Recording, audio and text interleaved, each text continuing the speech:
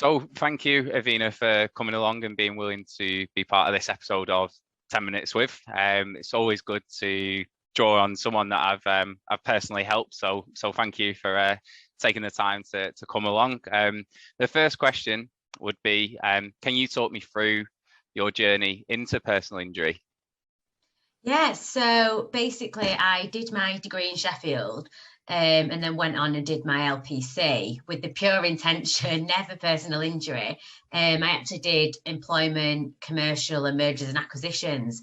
I ended up in personal injury when I did my LPC and I was applying for jobs. I got a job at Keogh's, which is in Bolton, which is where I'm from. That was my first job. And that was my first real taste of personal injury. I'd never considered it before. You can basically say I fell into it.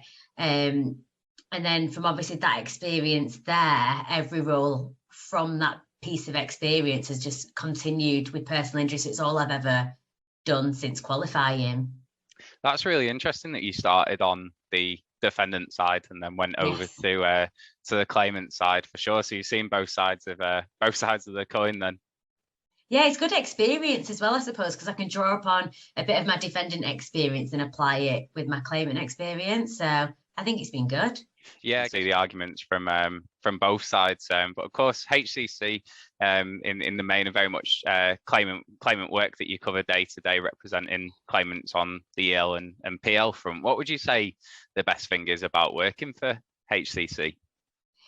I would say personally, the fact that they are really interested in my development and my career. I've been very clear from the start within my first interview. I think even when I first spoke with yourself and told you exactly what I wanted, that was clearly portrayed to HCC, and I told them during my interview. And then through my meetings, so you have like monthly meetings throughout your probation, for example, I've just been clear of what my vision is and where I want my career to go. And they've really focused on that. And I personally feel like they care and they want that development for me.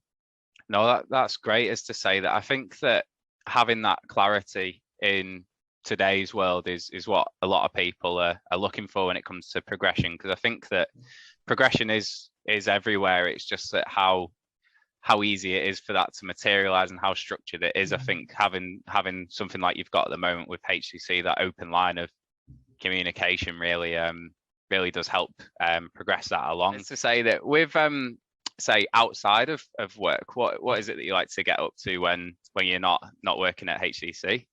So I think, well, for me, I think especially with Boris's first announcement of you can exercise for 1 hour, I always went to the gym and stuff anyway, but I think now I really enjoy hiking, long walks in and around the area that I live in, and then obviously further afield. That's what I really enjoy. And then I also enjoy like weightlifting, basically at the gym.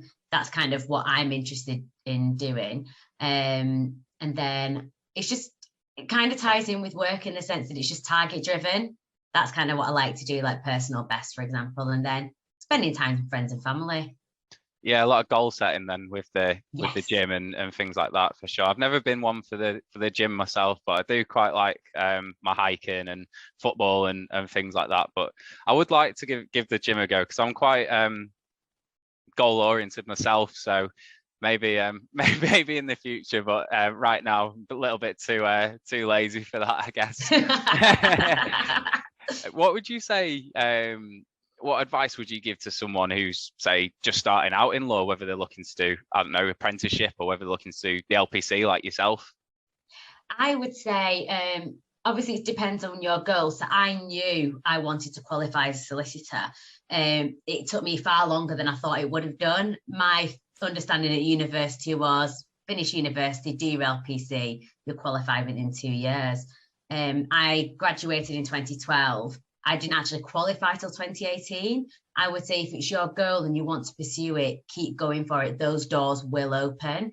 It happened for me. It happened to me even when I wasn't expecting it, so to speak. I was applying, I wasn't getting anywhere, but I just persevered with it.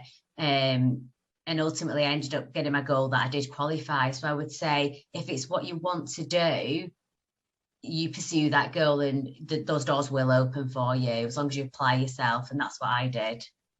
That's really solid advice, and I think that it's great that you've given the timescales there, because I don't think that maybe everyone that first sets out on this journey knows exactly how long it will take to qualify, because getting the LPC and stuff is a great achievement, but I think that's just the sort of tip of the iceberg as far as it goes to securing a training contract and things like that. But one thing that I've noticed, which is really refreshing, is that over the last couple of years, there's been so many more routes to qualifying coming up, which I think makes things a lot more accessible across the board. So I think that that's brilliant to see that coming through as well.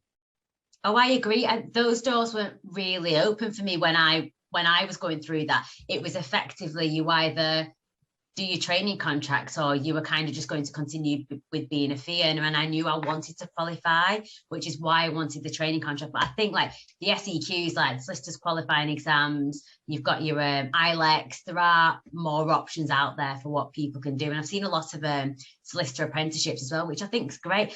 Honestly, for me personally, I think getting that experience and being a paralegal for, I think it was 4 years before I did my training contract, has helped me become the solicitor that I am today. I'm really grateful that I did actually have those years to be a paralegal, because it's given me that extra confidence.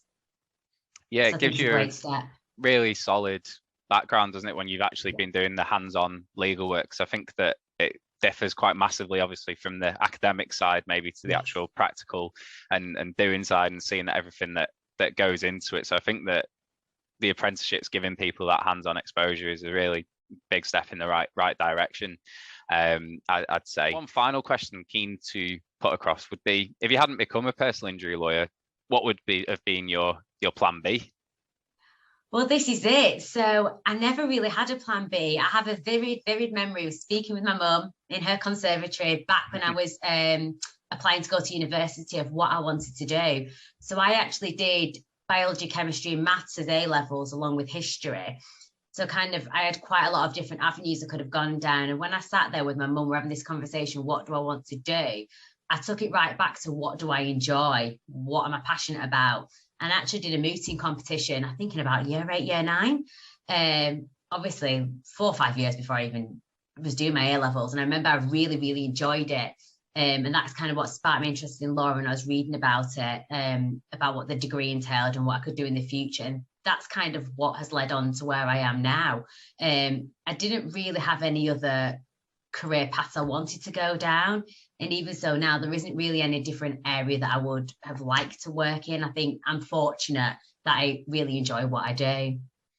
No, that's great. I guess it's all tied up well together Yes. in the end as well. I think that it goes to show that it's something that you can, if you really do just commit to it, it's something that you can really press on with, as long as you put the time into it as well. But that's really great to speak with you and hear your answers to those questions. So thank you.